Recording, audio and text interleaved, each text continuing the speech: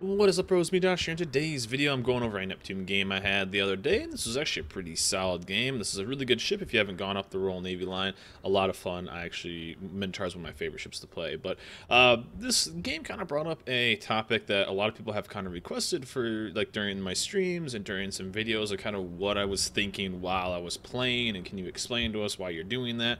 And so maybe I'll make this into kind of a series or something like that on kind of what I was thinking of. The Royal Navy line, I feel, is a very good line. It's very fun. It's different. However, it's probably one of the more difficult lines to play because of just how punished you can get by just giving one little angle, since your armor is... these ships are super, super fragile. So even like 203s from, let's say, a Baltimore, this is the Tier 9, could rip this thing for citadels, overmatch certain armors at certain angles, and just absolutely. So this line gets punished a lot. So I thought this would be kind of a nice little game to describe. And like I said, maybe I'll make this a series or something like that, kind of breaking down what I was thinking. So our division is a Lion, Neptune, and a Chungmu, and the two spawns on this map for divisions are going to be here, and they're going to be up here. These are the main two. So we spawn on A, and normally I always go A.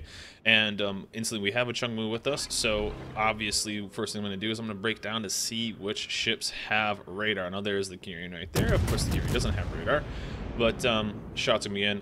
I'm one of the most deadly ships. The Royal Navy cruiser line is an extremely deadly line for destroyers because of, one, your rate of fire, two, your armor piercing will just absolutely shred, and three, your high rate of fire. I don't know if I said that already. You're a really, really good anti-destroyer.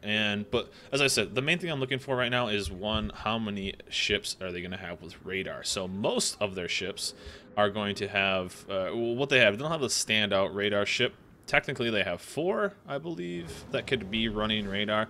Their Minotaur could, their Edinburgh, so 3. Their Minotaur, their Ed, and their Yang could technically be running radar, so there's always something to kind of keep in mind. But I figured right now, since our Chungmu can't torp destroyers, I was going to give him as much spotting as possible and just do whatever I can. So right now, I posted up in this little spot, trying to throw torps in there. We know that the Minotaur is right around that corner, so I'm watching out for his sonar range and trying not to get spotted, because as you can see, they have a lot of ships right here. I'll bump up the mini-map a little bit. They have some battleships. So battleships against Royal Navy line is very, very scary. I'm going to try to shoot some blind shots in here, and I'm trying to figure out where this line is. One thing you always want to check out is what your range for shooting in smoke. I think mine was right around 6 kilometers because how the smoke changes. So as you can see right here, the Minotaur and I were spotting each other, so I'm going to pop smoke. He's going to run away, and again, I got to be really careful of where things are. So, although the Minotaur is giving me a little bit of broadside, we just need to focus on these destroyers, because the faster the destroyers die, the faster we get map control, because as you can see, we are losing the map battle a little bit. So this Yang is putting a little bit of pressure on me, so I'm getting spotted as I'm shooting. So right around that 5.8 or something like that.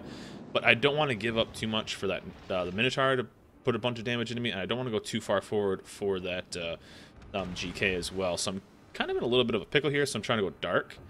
And but I know that Yang is there, so our Chungmu, as you can see right here, I told him in comms to push up to get a spot on that, because I could absolutely obliterate him, and we know that the Gearing is going to be somewhere there too. The Gearing actually ends up popping up a little bit early, so this is the reason why. Now, I didn't shoot at the Yang here right now because the Gearing is more of a threat because it's full life. So whenever you're playing a cruiser, you want to do as much damage as you can to destroyers, and there's like a 7k salvo on him, and there's another almost 6,300, and I'm just trying to chill here as much as possible.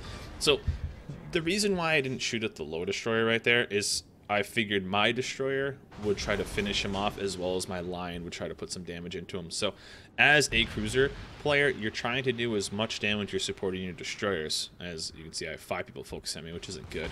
But you're trying to assist your DDs as much as possible. So I want to give him the best chance I can to win that duel. So if I can pump in 12,000 damage into that guy, I'm going to. And as you can see right here, I'm holding my shot. I'm not shooting because that line put a shot on me, put a decent amount of damage into me, and 1 AP salvo and I could be dead. So as you can see, I'm not shooting right here. If I did shoot, I would be spotted in smoke, so I'm trying to make a break for it.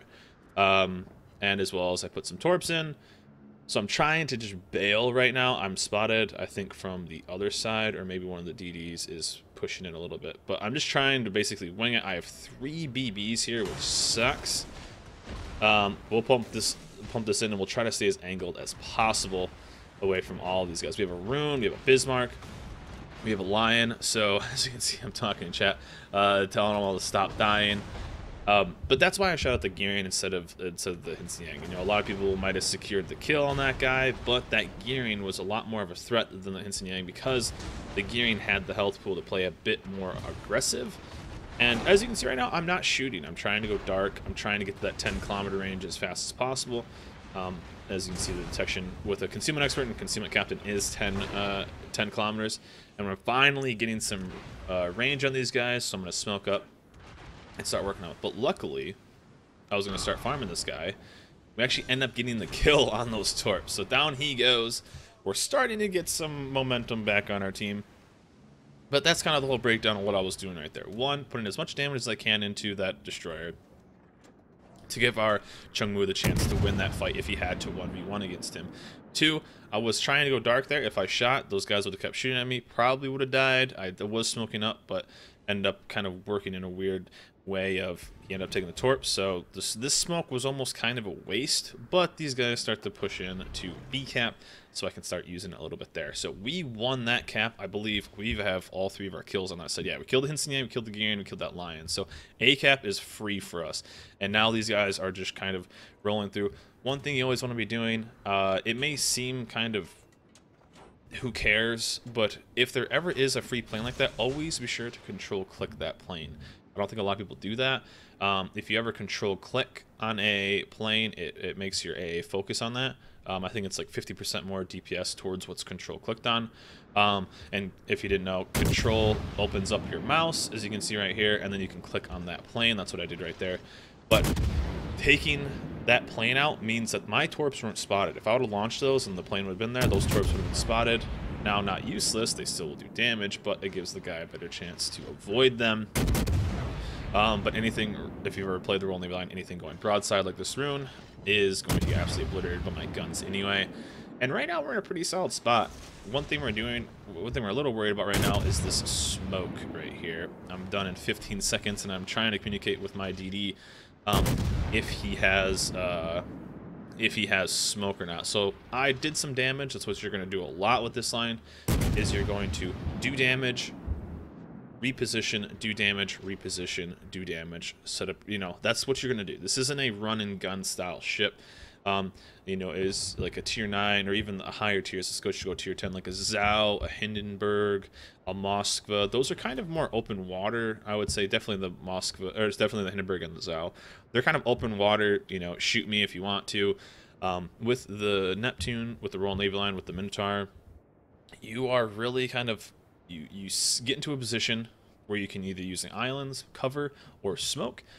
Do that, do a bunch of damage, go dark, reposition, do it over again, you know. So what ends up happening is right here, of course I'm getting spotted, I'm gonna throw some torps out. He's right on the edge. I thought maybe if he turned in, and I'm just gonna end up smoking. So we end up staying dark long enough, and so this is the pattern you're kind of gonna do. As I say, this is a tougher line to play because I think a lot of people, I think Minotaur is one of the ships at high tiers played wrong the most, because I think people try to just run and gun. Hey, I have this high rate of fire. Hey, I can do, as you saw, I just did like a 9k salvo a little while ago on this GK.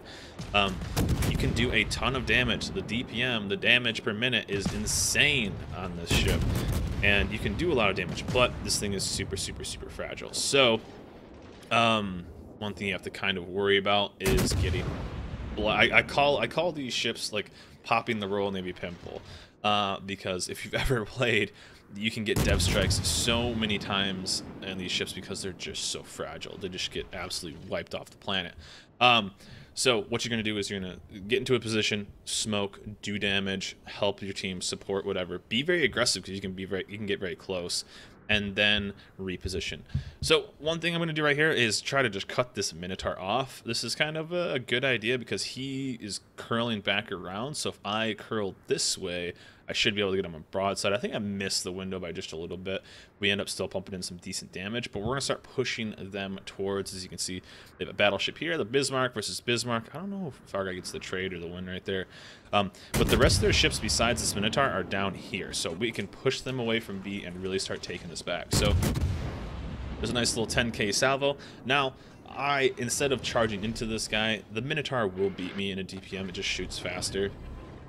So I have to be a little bit careful, but I'm going to just keep pumping pressure on this guy. And of course, I didn't know that this battleship was going to be right here, so I'm trying to figure out where he is.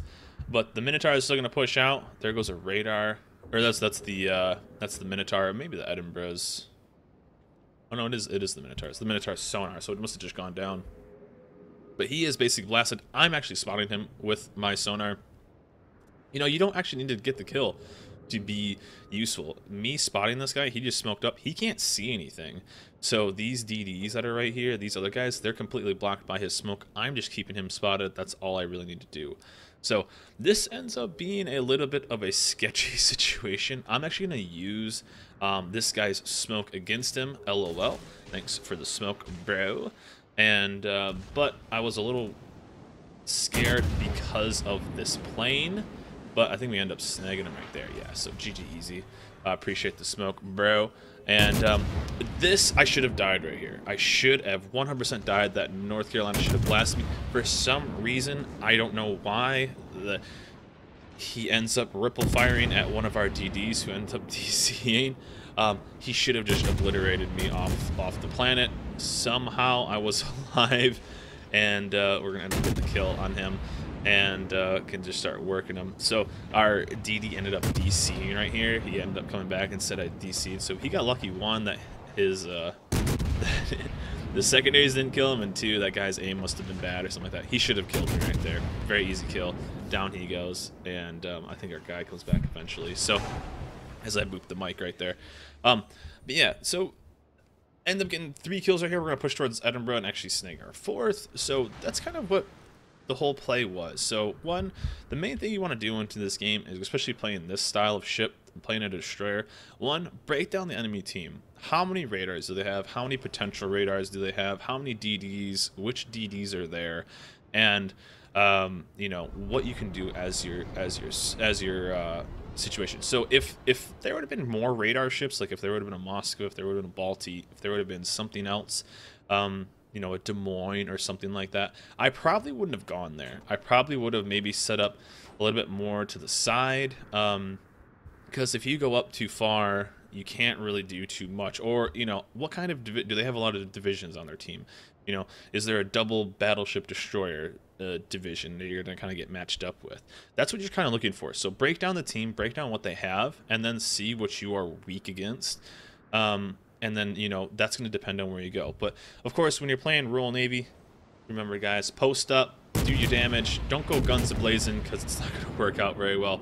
And win those matches 1v1 against this Ed. But, yeah, so this might be a new series. I might pick a good game every once in a while. Boom, there's our 4th kill. So, what, 177k, 100, I'll take that any day of the week in the Neptune. I've also been playing that to work on the emblem for the top whatever battles you need, 100 battles, top 3 with the Royal Navy. So I've been playing that in the Minotaur a little bit more. But yeah, this might be a new series, just trying to break down what I'm thinking when I'm playing. And I don't know, it's been requested a little bit, so I hope you guys enjoy it. Let me know if you guys, in the comments below, if you guys like this style of play. Me kind of breaking down more of what I'm thinking while doing it. A lot of it is going to seem pretty, you know, duh, of course you're going to be going that way or playing like that. But I don't know, maybe it might help some of the newer players. We have a lot of new players since it's gone to Steam, so maybe it'll help them out and help you guys out and maybe answer some questions on why I do that. So pretty successful game in the Neptune. And yeah, hope you guys enjoy this. Like I said, maybe a new series out of this. Let me know in the comments below what you guys think. But anyways, a good game in the Neptune. Hope you guys enjoyed this video. Remember to like, subscribe, and I'll see you guys next time.